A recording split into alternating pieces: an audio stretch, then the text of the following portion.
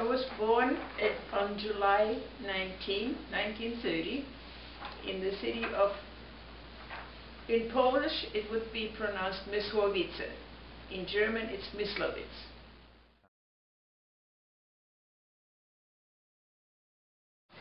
Well, I went to a German minority school, and we didn't have much chance to learn very much, but we had one lesson in Polish with a Polish teacher who really didn't care whether she taught us anything or didn't.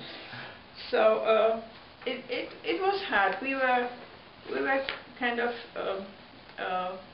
some kids got beaten up by the other kids, by the Polish kids, and that's what prejudice is about.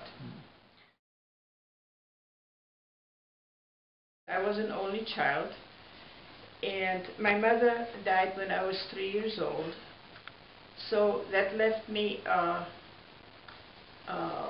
with my father and my grandmother, who mostly took care of me.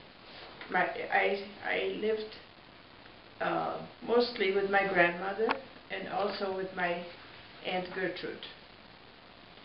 And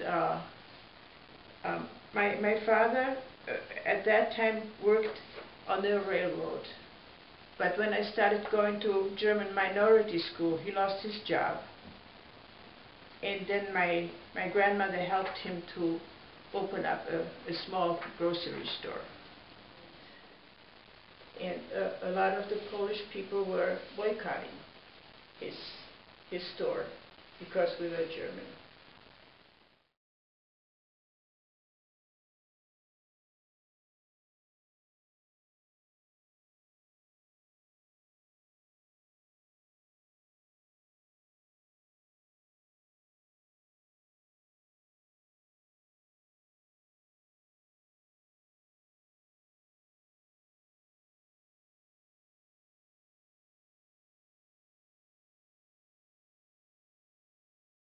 My father was arrested and taken to Siberia, where he died of hunger in one of the death marches. Shortly after that, after he was arrested, the order came out for women and children and old people to assemble in a certain place in the city with provisions for 3 days. And so we did, and I went with my stepmother and her sister and niece. And we were loaded into cattle cars and started our journey west, which took about a month approximately. And we were cramped into these box cars with a lot of people, and there was no food, no sanitation. We were just going, and it very slow, until we came to the end of to the start of the Russian zone, where we were unloaded, and we were on our own, with no food, no clothing, nothing, and no transportation. The country was just destroyed. We survived on food that we begged for, or stole, or whatever we had to do to survive. At that time, Germany was divided into 4 zones: the Russian, the French, the British, and the American zone. Our goal was to get to the American zone. Having crossed the Russian zone and having met other refugees, and by rumors we were finally approaching the Russian-American border. It was divided by a piece of no man's land. And of course, we were afraid to get shot at by the Russian soldiers, who didn't want us to cross into the American zone. So we ran, and we ran for our lives.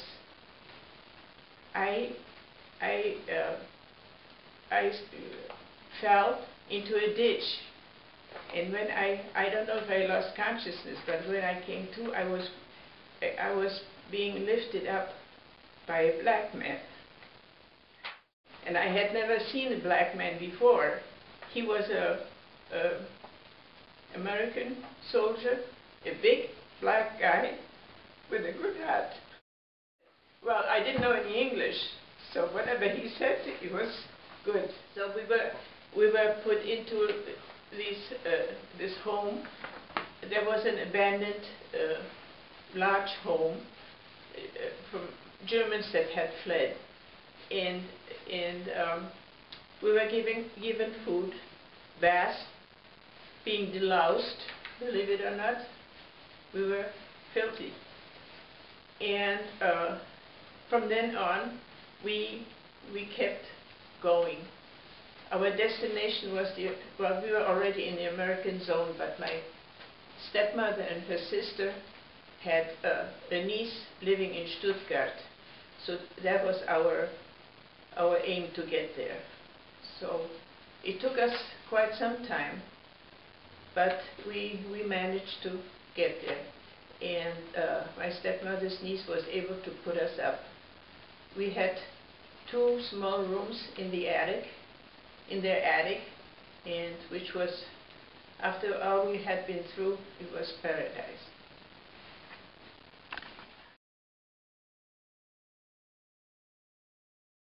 So we were settled, and now I had to get a job, which I found. I found an office job as an apprentice, and also went to night school.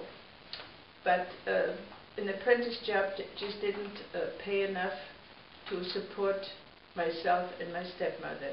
She was not able to work because she suffered from depression after all we went through. So I had to find another job, which I did.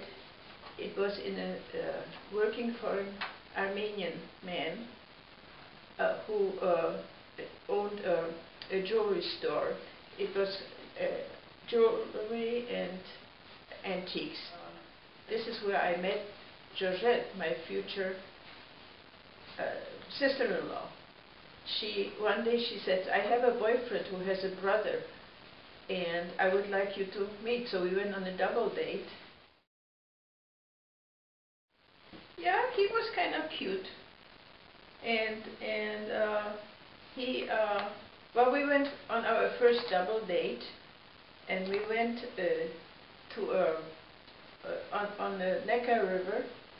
There was a place where you could rent boats, so we rented a boat, and I ended up in the water, but I couldn't swim, so I had a good chance of drowning. I was holding on to the boat for dear life.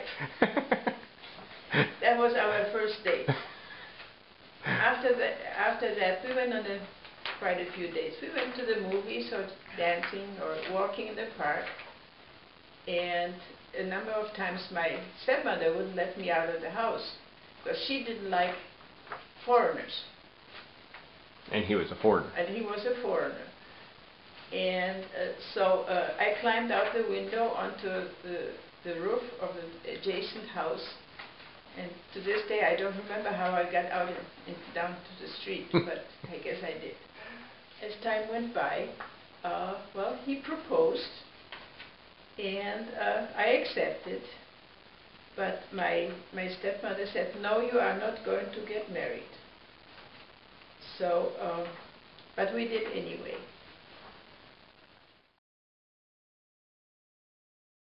Well, we didn't run off. We had our civil ceremony, which is mandatory, and afterwards we had a little party, very noisy party.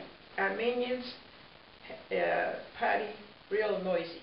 So we did that, and our church ceremony, which is optional, we had 2 weeks later because our priest was out of town and he couldn't marry us. So for the church ceremony, I didn't have anything. So a lady in the Armenian community borrowed a dress for me and shoes, white shoes and veil, and I have the pictures to prove it. And all was well. My stepmother didn't want to come to the ceremony, but then some people went and they talked her into it, and all was well after that. After we were married, I moved into the camp in Stuttgart, and shortly after that, we were ready to come to the United States. We got our visa to the United States, luckily, and in December we were called. We had one suitcase. Those were all our belongings. And I had to see a doctor. And he was a very nice doctor, because he just looked at me and he said, "You can go, you're okay." So the weekend went by, and here we are ready to get on the transport to go to the airport, when this Russian lady doctor comes and decides to examine me, and she says, "No, you cannot go, you're too far advanced." And so of course I start getting hysterical, and they get scared that something might happen to me. And because I kept saying, "That doctor last week said I could go."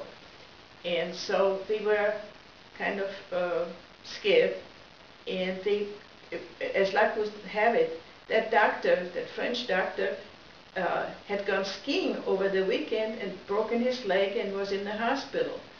And so they called him in the hospital, and he said, "Yes, she can go." And so that's how we ended up on the plane and came to the United States. It took 22 hours to fly to New York. And we were met by an Armenian lady from an Armenian A refugee assistance league, and she took us in. She put us up in a hotel overnight, which, thinking back, it must have been some kind of slummy hotel, but it was heaven. It had a nice clean bed, and it had a bathroom down the hall with one of those great big deep bathtubs, and oh boy, that was nice. And she had downstairs was a coffee shop, so we had dinner there, and she had left orders to serve us breakfast in the morning. And one thing I remember, having breakfast, Greg was asking for sugar, and the waitress pointed it, because there was this old-fashioned glass container full of sugar. And we couldn't, we were not used to have this much sugar, having come from Europe where everything was rationed. And so anyway, that was one of the things we remember. And then the lady came and she put us on a train to Boston.